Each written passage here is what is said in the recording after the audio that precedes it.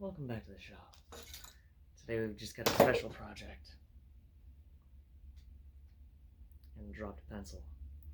But we're going to take strips of walnut, Osage orange, and some of the last little bits of walnut I milled up last summer. Check that out. Got a nice little line there. That's where we'll cut our strips.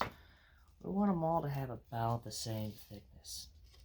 And you can see the beautiful grain on the walnut there. That'll look just fantastic. We're going to make a wonderful little pen. We're going to make this pen.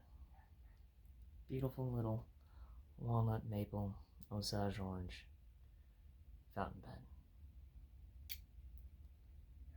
Just like that.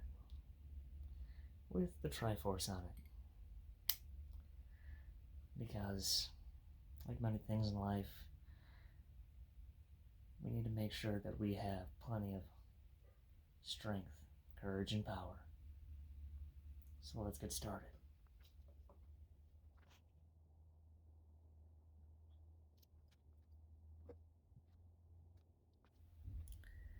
You know, there's one thing I couldn't help but think about as I was putting this little pen together. It's how many life lessons we can pull out of The Legend of Zelda. All the wonderful little things we can learn from it. You know, we start out thinking that we can single-handedly conquer the world. The truth is, we need a lot of help along the way. Sometimes it's peers or mentors, or the occasional nemesis. But we're never going to get where we want to go all on our own. And it's dangerous to think we can. It's one of the biggest things we can learn, is it's dangerous to go alone. And just like this pen is a trusty tool, just like Link grabs a trusty sword along the way. And right now we're just using the barrel trimmer, squaring that up real quick. Look at that. Gently little cuts right off the top. Not too much because we blow it out. Just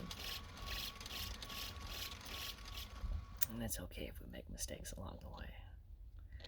And as we put the glue in, you know, everyone puts glue in a tube a different way, so that's another little life lesson you can learn, is you have to choose your own path. Sometimes you go backwards, and sometimes you go forwards. No one else can choose for you. And you can take different directions and go back later, but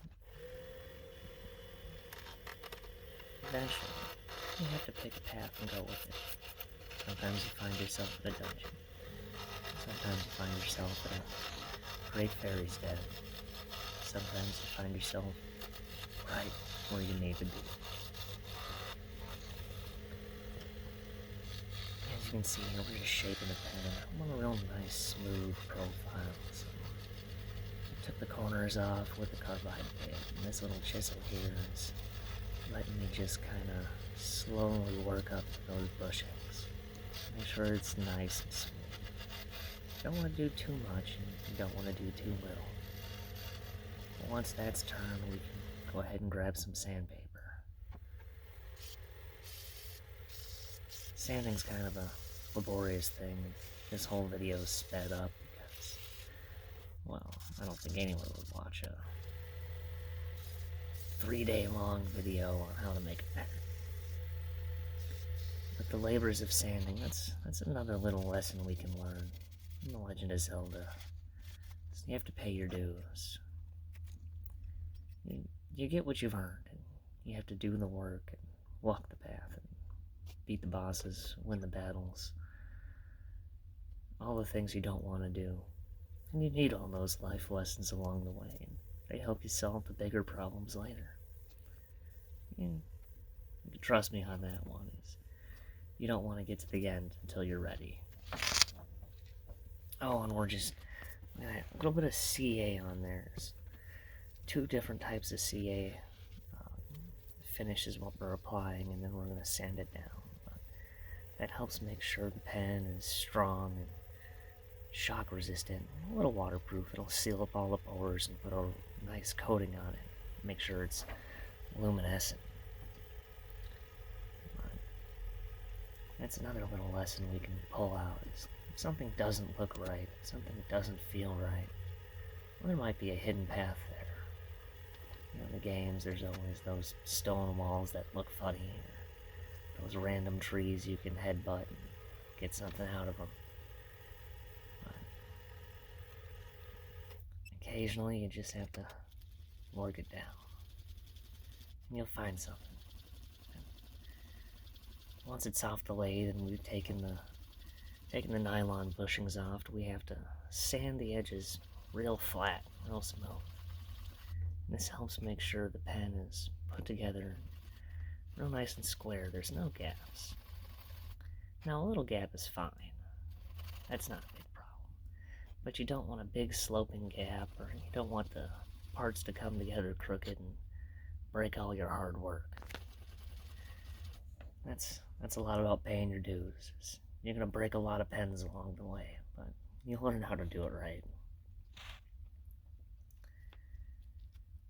And that's when it really comes down to choosing wisely. It's a great lesson. Sometimes in the game you can choose a heart and you can choose medicine or choose something from the shop. Some things are instant gratification, like immediately putting that pen together without testing it or lining it up like that. So I really wanted to make sure the nib of the pen came out right where the Triforce is. That's delayed gratification, because I could have just pressed it immediately. And it would have worked out fine, but it's those little details to me that make all the difference. Instant gratification, I think, leads to regrets later on. But look at that. It's a beautiful little pen. We're just gonna get the last couple parts here. It's a magnetic cap, and we'll show it off a little bit. And there we have it. Beautiful little pen, just like that. It's a beautiful little fountain pen. Slip the converter on the inside now. It just screws open. You got your converter. Normally you'd fill that up with ink and just push it right in there, just like that, and screw it in place. And it's got a beautiful magnetic clip. Let's get one good look at it. Isn't that just wonderful? Look at that shine.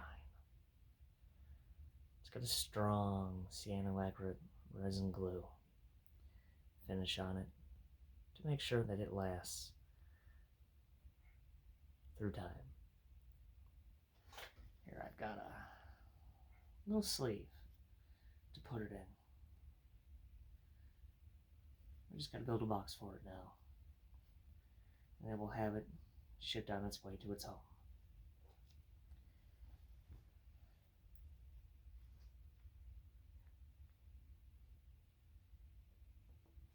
But I'll leave you that, and those words of wisdom, and all the things we've learned in The Legend of Zelda.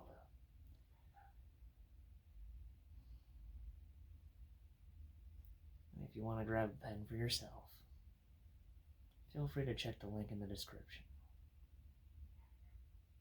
And as always, thanks for watching.